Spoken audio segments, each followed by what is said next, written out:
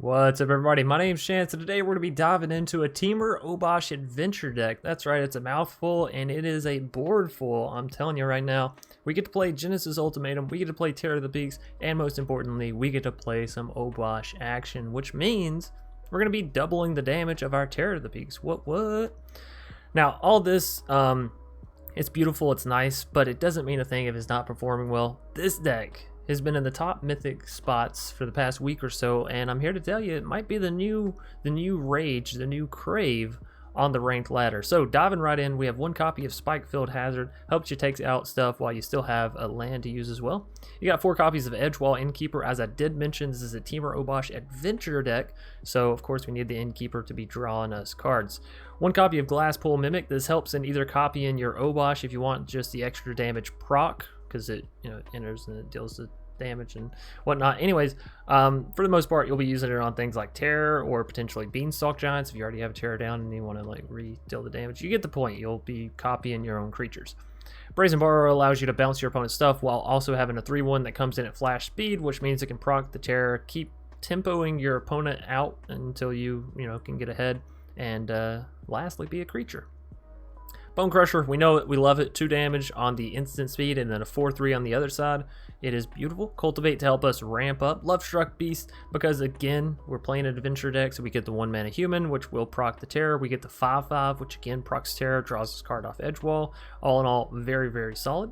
2 copies of Garruk's Harbinger, because there is a whole lot of rogues and Esper and Rakdos running around with a whole lot of targeted removal. So Garruk's Harbinger is going to help make sure we avoid that damage, right?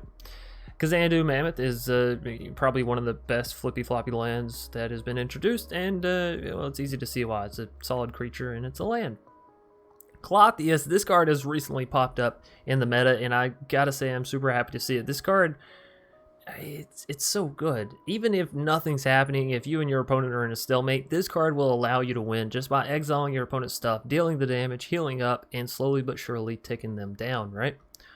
Next up, we have Ox of Agnes, as there are still mill decks running around, there are still discard decks running around, but of course, sometimes your creatures just get removed and your hand gets low, and you just need a little bit of a recharge. So 1 copy of Ox is beautiful. 4 copies of Beanstalk to help us draw, as well as it plays well with the Edgewall and the Terror, right?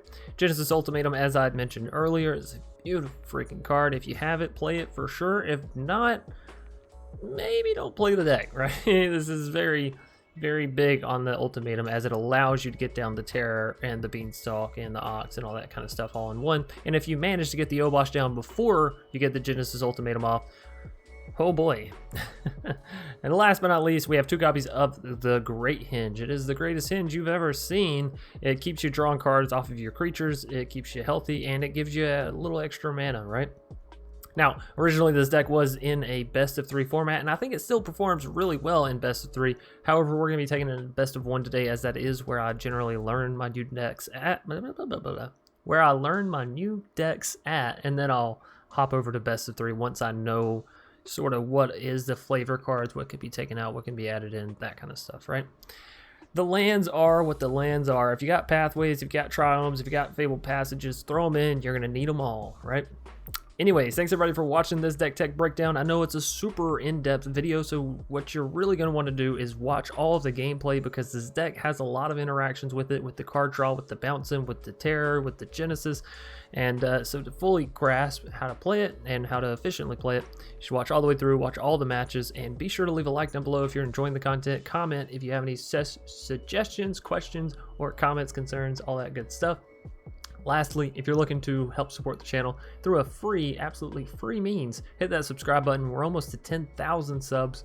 So, of course, I've already listed the things that we're sort of working towards with 10,000, and those will be coming out as we near it. Anyways, without further ado, let's hop into some magical magic. I really got to stop doing that. I got to think of some better outros for my intros, you know? AKKS. Yeah, I like it. We got a Lovestruck Beast. We got a Brazen that can follow soon. What is with all the mono red? I mean, I get it. We're in best of 1, but calm down. Chill your tatas. So Brazen does kind of help us. It'll allow us to bounce an Ember Cleave if they get it. So I'm thinking we should pocket this for a later date. Alright, well that's an easy block for us. So we have enough to get us 3. Let's get down Brazen. Come next turn we'll get down the Love Struck. After that, actually we should play down the Triome. Should, coulda, woulda played it there. Now do I Brazen the Fervent before they go into attackers? They will be able to replay it for the other bit of mana. It'll save me 3 points.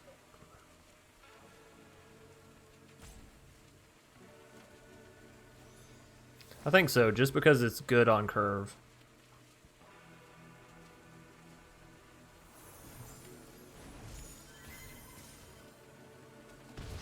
So we want to be playing things out, I think. Yeah. Yep. Okay, so... oh man, this is difficult. I just play down Love Struck. Next turn, we have the tap land, so we still can't play Great Hinge. Turn after that, we could.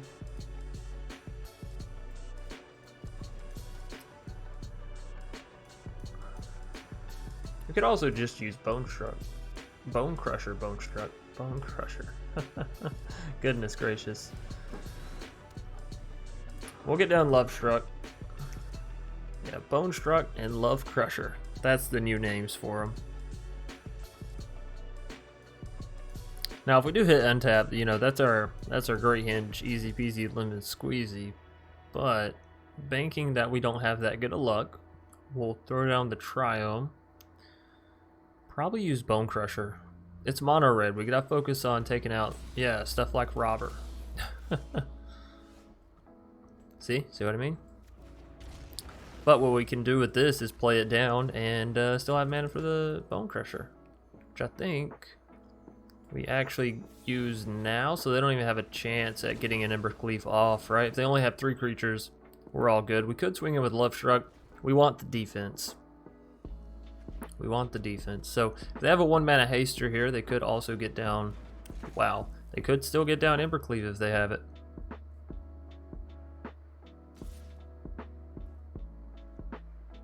Nah, we let that damage ride. It was a nice try, all in all. Nice try. Okay, so just play this. Wouldn't it make more sense to tap everything except for my Triome? Oh no, right, because the Triome is the other green, or yeah, okay, gotcha. That's alright. So if I do this, oh yeah, hell, we gotta do this, right? Can't play anything else, so, and we would definitely tap the island to do this. We have double red right there. We actually need green, don't we, for that? Double blue allows us to do that. Let's get another red, though, because we have the Bonecrusher. So if we end up drawing into a land, we can play land, play at Ox. IX. Goodness gracious, I'm telling you. Axe is our opponent. There we go. It's all related somehow, some way. It's not just random nonsense, I'm telling you. For Bran, ooh, that's a painful one. So all in on us. Just does 2, yeah. Okay. So we can still take this little guy out. This little buster. Yeah, so we can actually Ox here. Still have 4 mana left over. We're drawing 3. That sounds really good. We're also gaining 2 life. Oh, we're drawing 4, I'm sorry. That's really, really good then. Harbinger's good. Clothius is really good as well. Clothius is like really, really good. Of your pre-combat main phase.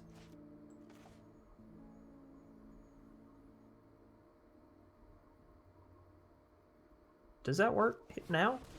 I guess we'll figure it out, huh? Draw a card. Next to combat. Next to attackers. In turn. It doesn't work.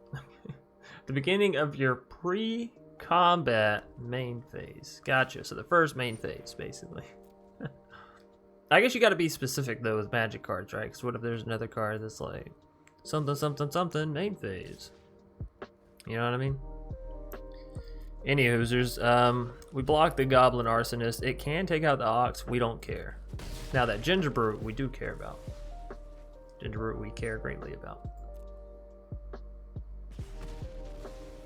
Luckily, Ginger Brute doesn't deal the extra damage from Torbrand, so that is a beauty. Let's go ahead and use Fabled. We don't have any Ruin Crabs in this deck. We don't have to worry about that kind of stuff, right?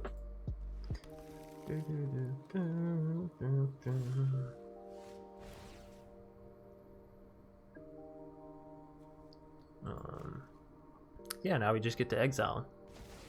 Deal damage, heal up. I think we got this game from here.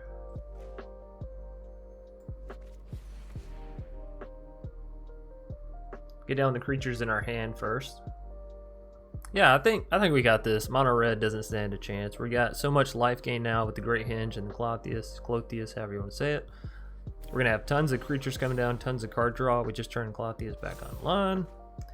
Good old TOP action. Hell yeah. I know we could probably more efficiently play other things, but what am I talking about? I could play Ox here if I wanted. I could actually play Ox here if I wanted. No, I don't have enough cards. Oh, I don't have enough cards in my graveyard. Wow. All right, well, let's try to get in with the God of Destiny then. Bam, down to 13. All right. They were hoping for an Embercleave. They didn't quite hit it. Ginger Brute still on the attack squad. I think they scoop out come our turn. Maybe not even the end of their turn, right? Wow. I gotta say, I'm very surprised. Anyways, we're dealing 2, we're healing some here. We got a Genesis Ultimatum. Ladies and gentlemen, this is why we come. For the fireworks. For the freaking fracking mother. Yep, well, you know, sometimes it happens, sometimes it doesn't. But I'll take the victory nonetheless. You can't just go on living on straws forever, you know what I mean? Alright, well there goes the hard-earned victory that we'd had.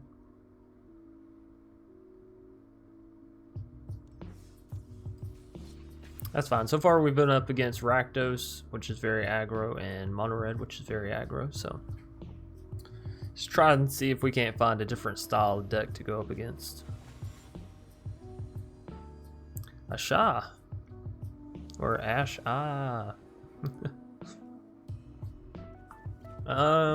Like the Love Shrug, like the Beanstalk. Don't like the fact the opponent gets to go first, but good things come to those who wait. Out of all my turns, 1, 2, and 3, which would I prefer to have untapped mana on? I guess it depends, yeah, kind of on what they play, huh? So I'll probably want untapped on, well, hell, that gives me untapped on 2 of them. Well, then in that case, we just get down what we can get down, huh?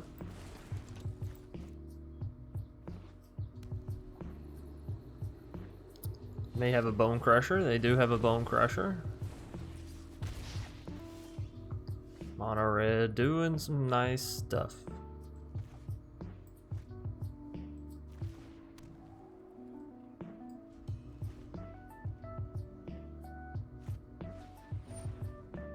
Oh, nice. Another Fervent. Well, at least take out one of them. Bam. And that's it for him. Wow. Cool freaking beans. So I want to get down Kazandu, I think. No. Love Struck, right? Love Struck for sure. It's the biggest body we got.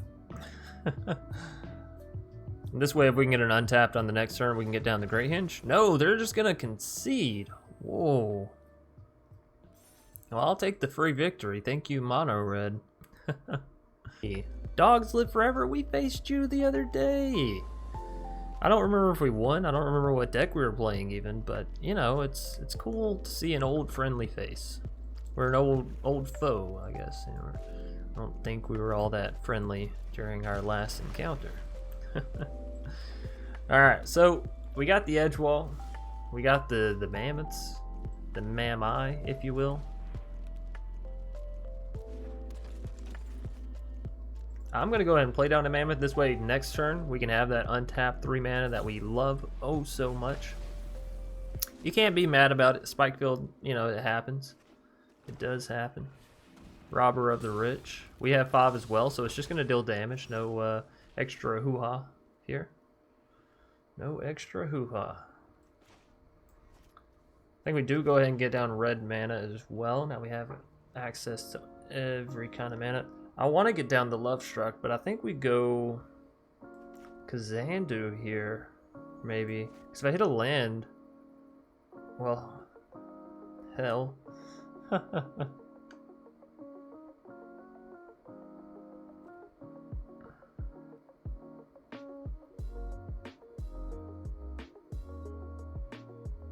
It's Rakdos, right? It's not mono red.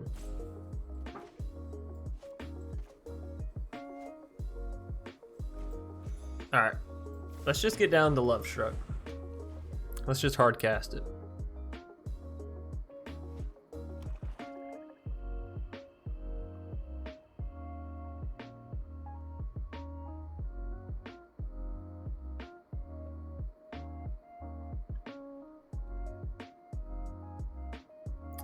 Looks like they got the removal.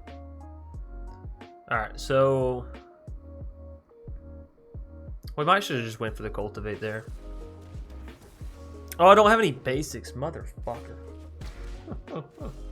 Definitely should have just went for the Cultivate there. Alright, well, we'll do it this turn. The reason I should have went for the Cultivate on our previous turn is it would have actually set us up for the good old Kazandu play.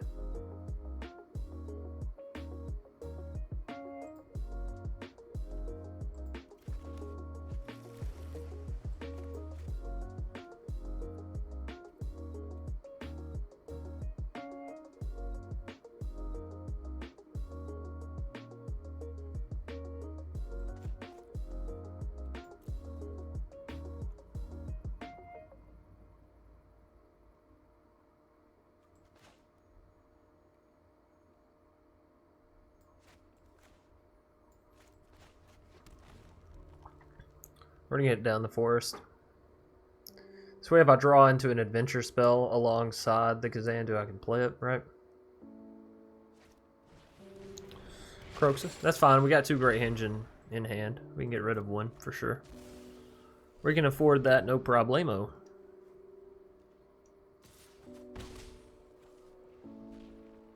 Probably won't play Glasspool down here.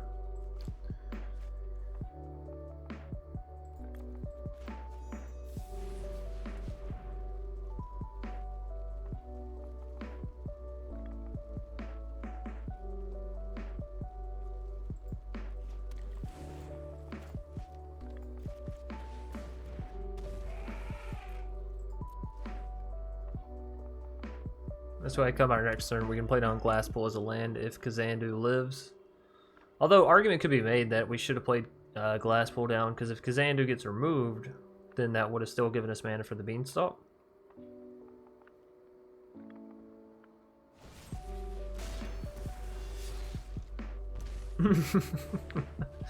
You know, you can't count on your opponent always having removal, and so far they've played 3 copies of it, so it is what it is.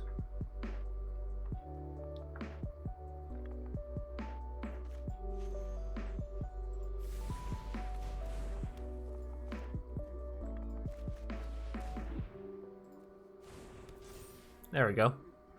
How's that for defense? That should allow us to get to the Great Henge, right? Again, usually with these Rakdos, these aggro sorts of decks, what you want to do is just get control. Surely, to goodness, they don't have 2 forms of removal here, right? I mean, I guess they could theoretically have 2 Heartless Acts, but man, that'd be brutal. Nope, just Blood Chiefs. Cool, cool. So we won't see any swing ins here either. Oh, and a low cost creature. That's what you want to see. That is what you want to see. Alright, so I could either play it or I could use it to remove the robber. Honestly, I think removing the robber is valuable here. It's one less creature that they have that can just swing at me. Okay. We don't have any cards to discard, so Kroxa can't hit us there. They could remove Love Struck, but Great Hinge still remains. We're looking like we're in a pretty good position. We could actually even move Obosh over and play it down, right? Alright, that's fine. And another robber. Okay, well, let's just go ahead and gain the life that we're about to lose from the robber. Yep. A little bit of to and fro action there. Okay, so let's get down Bonecrusher first. See what we can draw. Fabled. Not exactly what we wanted. But okay. 1, 2, 3, 4, 5, 6. Let's go ahead and bring this bad boy over.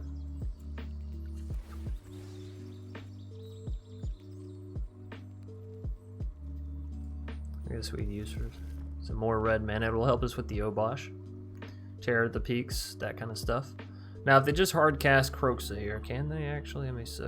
They can. Okay. Well, I think I just heard something fall, but you know, honestly, there's been tree branches falling and all kinds of stuff. So after this game, we'll have to go check that out. Discard a card. We are going to discard the non-Obosh card, which is a land. Got to keep that Obosh. That's all that they had in store for us. Now, tap this. Go for the Obosh. They can deal 3 when they swing in, but we're getting down an Obosh. So, Edgewall, perfect. Give me an adventure card. Genesis. Ooh, that's really good too. So we leave the land in our hand. Leave you back to defend. And we go for the Genesis next turn. Do we have enough? We don't. All this time I've been hitting these Fables and I hadn't been making sure that I hit blue mana. Oh my goodness. I'm gonna have so many people mad at me. If I don't get to cast this Genesis, I'm gonna have so many people mad at me. To which I do say I'm sorry. Shit happens, but we'll move on. So if they swing in with the Kroxa, we can take it out with the... Never mind. Harbinger. Edgewall. Brazen's not bad, but what do we use it on? Right? Use it on their Kroxa to swing in. Not shabby. Could also just play it down for a land draw.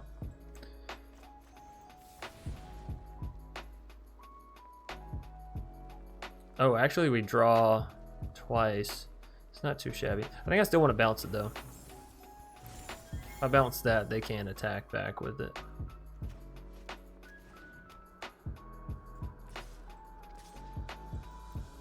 I'm gonna swing all in here. So they block Bonecrusher? No, they block Obosh. Wow. Double blockaroo there. Fine by me. They still only have 2 cards, so they can't bring back Kroxa if they choose to play it down. They will make us discard our Genesis here. That's why I kept the land in hand. God damn it. That's okay. So Bonecrusher to follow it. Is that it for them, or do they have some removal or another Kroxa here? Agonizing. We're not much of a graveyard deck, so that's interesting. I mean, I guess it does fill their graveyard a little bit. Pay 1 mana, fill graveyard.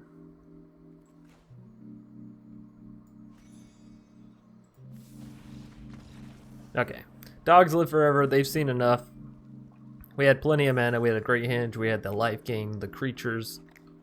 We were winning that. So we've actually won 3 in a row with this this Teamer Obosh. Rule. That's probably how you pronounce it. Edgewall. We got Bonecrusher to follow. I think that's fine.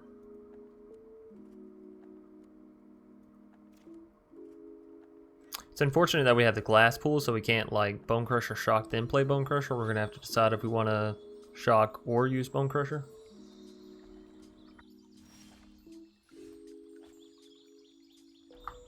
Kazandu, nice, nice draw there. That will give us an extra green for the Garruk's Harbinger. Get a drink here.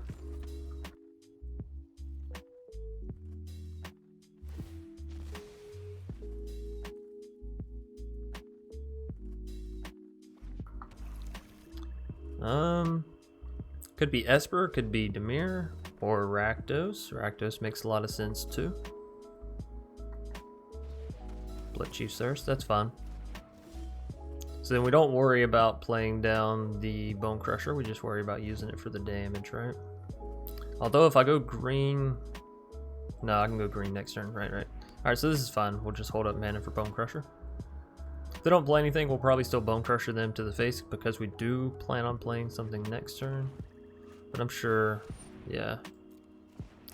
Sure they were going to play something. I don't want to auto pass. Do not want to auto pass. They're not going to exile Cragcrown, surely not.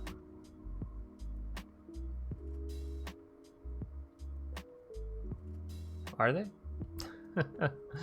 That'd be beautiful for us. They exile their own Cragcrown, we Bonecrusher it. It's a wonderful day.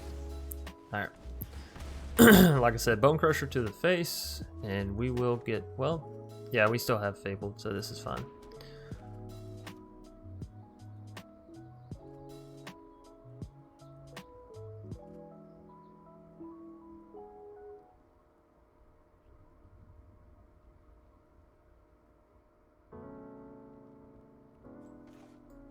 Alright, we're gonna go for the Harbinger. It has hexproof, so we're hoping that that is enough to get us through here. If they have a red mana and they play down the Cragcrown, it's gonna be unfortunate, but it's gonna be unfortunate whether we play, you know, Kazandu or Harbinger. Now, Kazandu does get an attack in off of Fabled, but I don't know that that would be enough to solve our issues, right?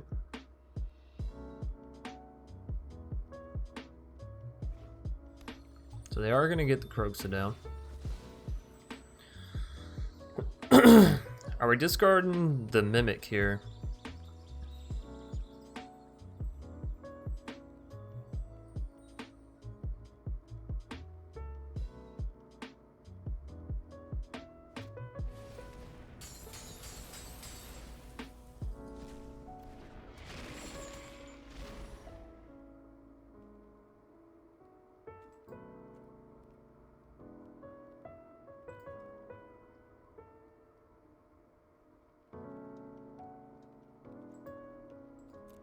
I'm going to keep the Mimic because the Mimic could allow us to get down double Terror, which could then end the Obosh, or the Cragcrown, sorry, Obosh Desires.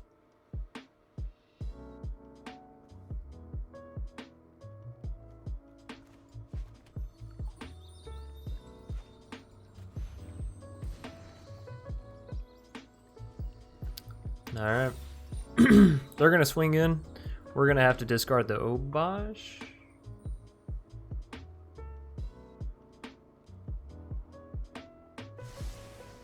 Yeah. Or we discard the Mimic, go for the Obosh. Playing Obosh into a Terror will deal lethal to Cragcrown, so maybe that's our option. Of course, 2 Terror is hard to remove. Difficult decision for sure.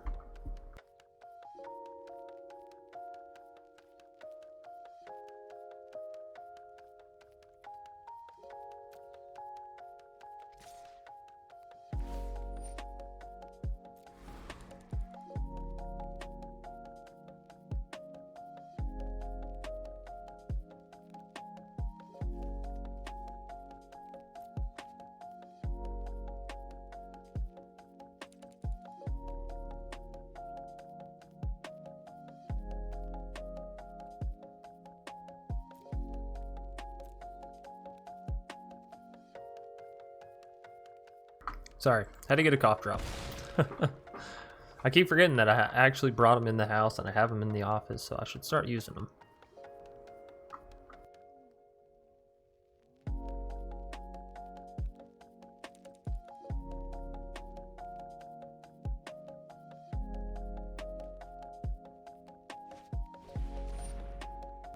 Cheeky Woe Strider.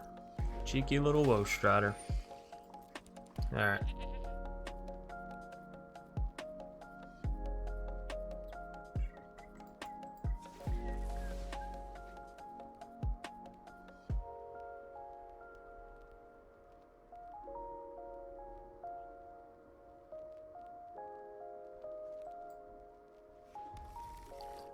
Might should have grabbed blue mana there, actually. This will be fun. Well, I do want to get down Terror. If I go for the Obosh first, our Garruk's Harbinger can block against the Kroxa.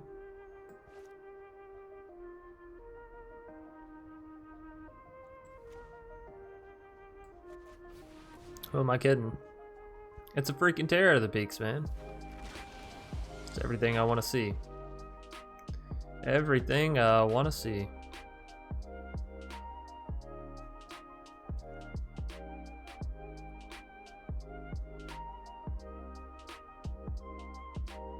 We don't swing in with Harbinger. Alright. Because they just let that happen and then we're just defenseless. If they have removal for the Terror. Of course we're hoping they don't, but you never know. These Rakdos players, they're sure good at drawing what they need. I'm actually surprised I didn't see a sack on the goat there for a little scryage. Hogger Mauling, there it is. There it be. The answer that they needed. If they go to swing in with the Woe Strider here, I think we do need to use the Harbinger to block. No, because we have to use the Harbinger next turn, so we'd have to use the Harbinger against the 2/2. Which means we're taking 9. Discard that. Ooh, this is a tricky situation. Alright. So, have to discard the Bonecrusher. Lock here. Equally so, I guess we could have blocked Kroxa this turn, kept everything in our hand, Bonecrusher the Kroxa to kill it.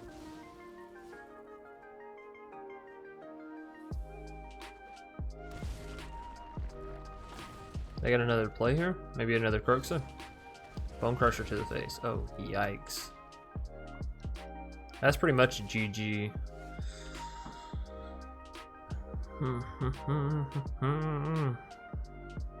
Alright. So we can't remove their Kroxa. Played on Bonecrusher and blast their Kroxa with our other Bonecrusher. We have to discard the Obosh, but we're staying alive.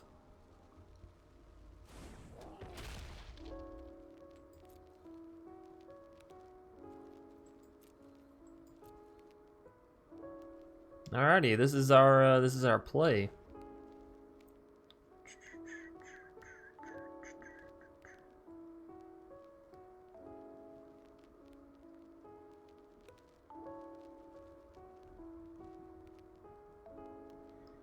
Thank goodness our Harbinger has the hexproof.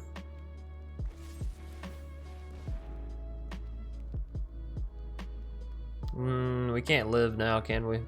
I mean, I can Bonecrusher the Woe Strider, block the Kroxa, but we're going to be completely empty. We're going to require an answer for sure off the top.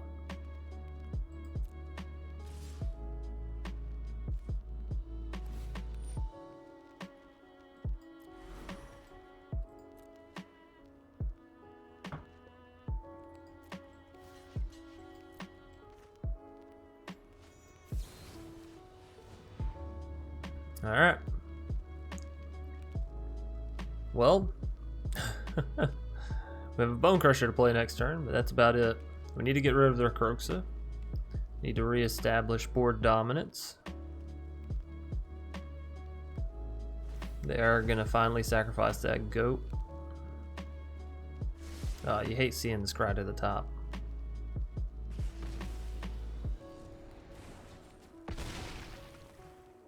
Alright.